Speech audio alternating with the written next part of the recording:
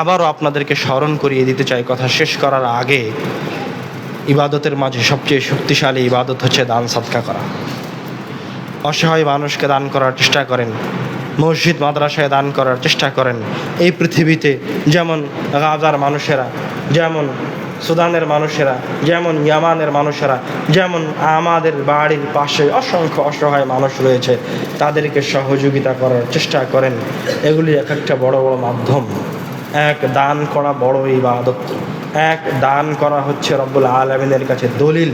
2 নম্বর হচ্ছে আরেকজন মানুষকে সহযোগিতা করতে পারা, এটা হচ্ছে রব্বুল আলামিনের খেদমত করা, রব্বুল আলামিনের সেবা করা, তার সেবা শুশ্রূষা করা। সুবহানাল্লাহ।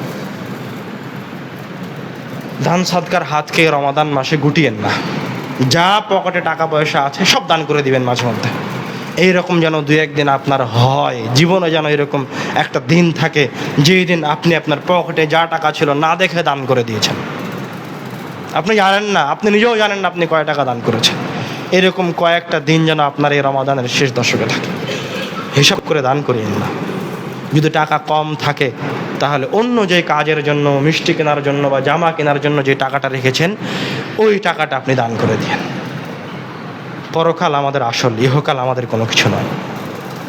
রব্বুল আলামিন আমাদেরকে ক্ষমা করুন, আমাদেরকে মাফ করুন। রব্বুল আলামিন আমাদেরকে কল্যাণের সাথে সুন্দরভাবে এই পৃথিবী ত্যাগ করে জান্নাতের দিকে অগ্রগামী হওয়ার তৌফিক দান করুন। আল্লাহুম্মা আমিন।